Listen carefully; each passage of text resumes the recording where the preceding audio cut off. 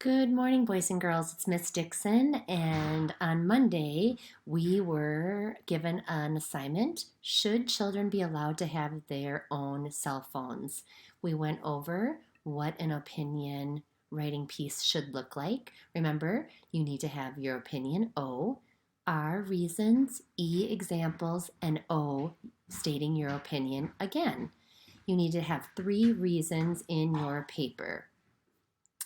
And that's what this looked like. You did not have to share it with your teacher, but you were to state your opinion, and then your reasons, and then your concluding statement. And if you recall, you needed to use your linking words. So that's where you were to stop. And now, today, we are going to learn how to write a paper on taking all of this information and putting it into a paper. Remember, here is your checkoff list that you'll have to review once you're done writing your paper. Here is my pre-writing assignment. So I talked about how I believe it's necessary for kids to have phones. I put reason 1, reason 2, reason 3. I also included my linking words. Then I also had my concluding sentence. Now, I believe that in order to really do a nice job with getting somebody involved within your paper, you really need to hook them in. And I saw this really short video, 1.5 minutes, on how you're able to do that. So pay attention. Here we go. Opinion Writing for Kids. Episode 4, Writing a Draft. Introduction. I'm writing my opinion about my favorite book, The Tale of Peter Rabbit. I made a plan for my writing, so now I'm ready to write my draft. I'll start with an introduction. An introduction is the very first part of your writing. Introductions should do a few important things. They should hook the reader, name the topic you are writing about, and tell your opinion. I'll start with a hook. I like to hook the reader with a question. Since The Tale of Peter Rabbit is about animals, I'll ask the reader, do you like books about animals? Now I need to name the topic, which is the title and author of the book. If so, you should read The Tale of Peter Rabbit by Beatrix Potter. Last, I need to tell my opinion. It is a really great book. That's it. My introduction is finished. So let's see, here is the beginning of my paper. Let's see if Miss Dixon started off with a hook. So it says, do you have a cell phone yet? Do you have a cell phone yet? Am I grabbing them? Sure, if you don't have a cell phone yet, you probably want to read on. And if you do, you want to read. What is this all about? So I did hook the reader. I got their attention. I stated my opinion by saying I believe parents should let their children have a cell phone. So that is my introduction. Once you do your introduction, then you're going to want to know how to write the rest. What's easy about this is you already did your pre-writing. So you already have your 3 reasons. You have reason 1, reason 2, reason 3. So you get to take this information and put it into your paper. Let's see, the last quick little video talks about writing your paper. Here we go. Opinion Writing for Kids. Episode 5, Reasons and Examples. I'm writing my opinion about my favorite book, The Tale of Peter Rabbit. I've written an introduction to start my draft, so now I'm ready to write reasons and examples to support my opinion. Reasons tell why you believe. Oops, excuse me, I'm sorry about that. Sorry about that. Opinion Writing for Kids. Episode 5, Reasons and Examples. I'm writing my opinion about my favorite book, The Tale of Peter Rabbit. I've written an introduction to start my draft, so now I'm ready to write reasons and examples to support my opinion. Reasons tell why you believe something. Examples support your reasons by giving evidence. Here's the plan for my writing. I've already thought of 4 reasons why I think this book is great. Now I need to write my reasons in sentences and add examples from the book. I'm going to start with my first reason, the characters.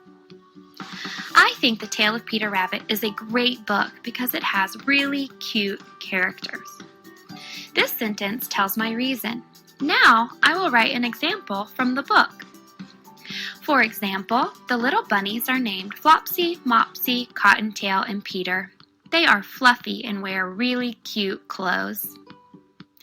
Now I will write about my next reason. Also, parts of the story are really silly, like when Peter sneaks under the fence to get into the garden. On this page, I used linking words to connect my ideas, like because, for example, and also. Now I will write about my last 2 reasons. I also love the illustrations. The pictures in the book are really pretty. So you kind of get the idea there. Now I am going to start with showing you my whole paper. So I'm going to go through this, and I want you to know that I do have some spelling errors in this paper.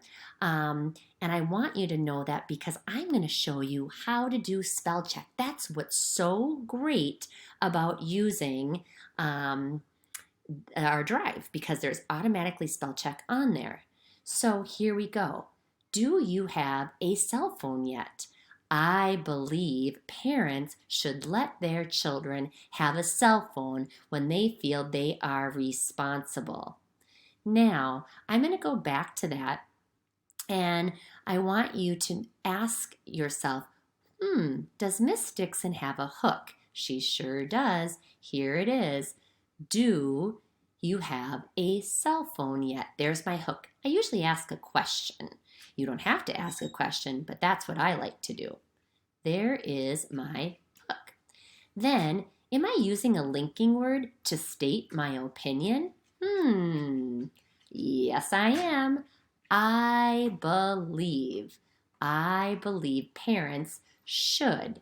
There is my linking word stating my opinion. Now I'm going to my reasons. I have my first reason. Let's see if she has a linking word. Oh, she sure does. First. There we go. Most homes don't have landlines. So there is my linking word and my first reason. Then I also give an example.